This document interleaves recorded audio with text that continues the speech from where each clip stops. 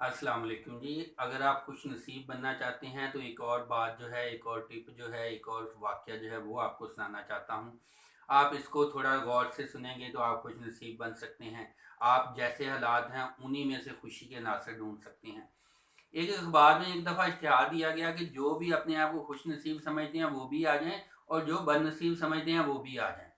अब बदनसीब जो लोग थे वो अलहदा बैठा दिए गए, खुश नसीब अलहदा बैठा दिए गए।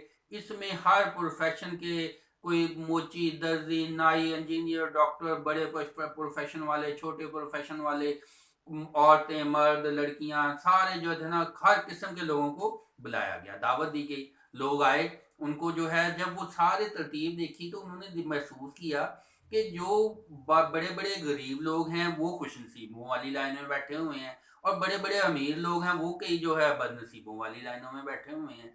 तो उन्होंने तजिया ये निकाला कि इनकी सोचने का अंदाज जो है वो गलत है।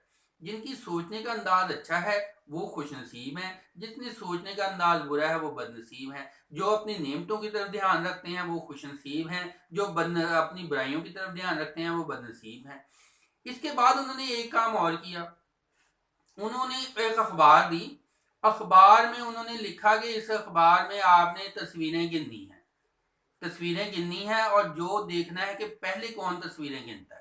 उन्होंने कहा कि देखते हैं कि ये इसके उनके काम करने का रुझान कैसा होता है। जो खुशनसीब समझते हैं, जो बदनसीब समझते हैं, उनका काम का आम लाइफ में क्या तरीकाकार होता है। उन्होंने देखा, तज्जिया किया कि जो खुद को खुश नसीब समझते हैं वो बड़े रिलैक्स है, और उन्होंने चंद सेकंड में बता दिया कि इस अखबार में 50 पिक्स हैं, 50 तस्वीरें हैं। और जो खुद को बदनसीब समझते थे वो बड़ी ऐसे हड़बड़ाए हुए टेंशन से तेज से गिन रहे हैं, बड़ा कुछ कर रहे हैं। और क्या कहते हैं कि जी उन्होंने टाइम भी जो है 5 मिनट लगा दिए, और फिर भी उनके जवाब गलत आ रहे हैं। किसी का कुछ है, किसी का कुछ जवाब है। फिर उन्होंने ये भी महसूस किया कि जिन्होंने सही आंसर दिया है उनको अखबार में बाकी मालूमात भी काफी सारी उनके पास।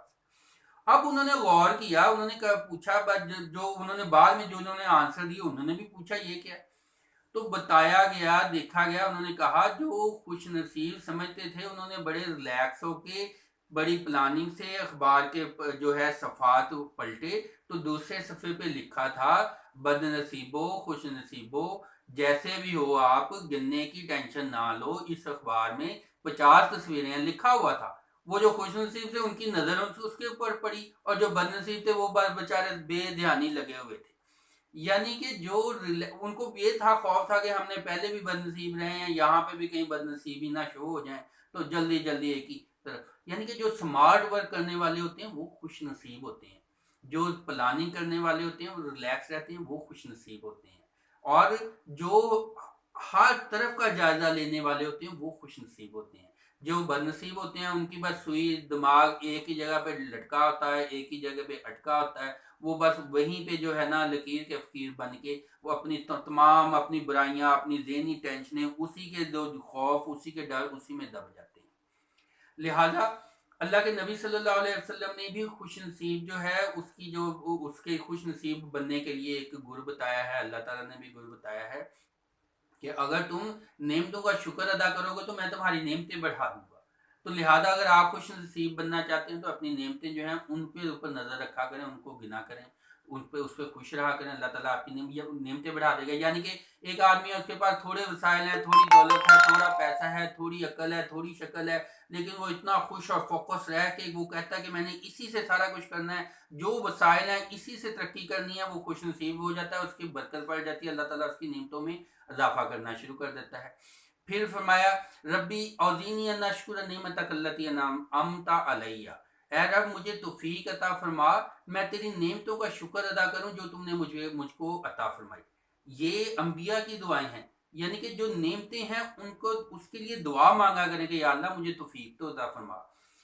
आप फिर वो इसमें है कि आप रब्बी इन्नी लिमान जलता लैया मिन खैरिन फकीर, अल्लाह तूने मुझे जो अता फरमाया, जो भलाई अता फरमाई, मैं तो इसका भी मोहताज हूँ। हम में आप में इंसानों में इतनी खूबियाँ नहीं होती। अल्लाह ताला अगर छीनना चाहे तो हर एक से कम बेशुमार होते हैं। लिहाजा ये दुआ करके, अगर अरबी नहीं आती तो आप इसको उर्दू में आप कह सकते हैं कि या अल्लाह तूने मुझे जो अता फरमाया है, मुझे उसका शुक्र अदा करने की तौफीक अता फरमा। मुझ में तो इतनी औकात नहीं थी, मुझ में तो इतनी सलाहियत नहीं थी, मुझ में खूबियाँ नहीं थी। मुझको तूने जो दिया वो भी बहुत कुछ है, जबकि नाशुक्र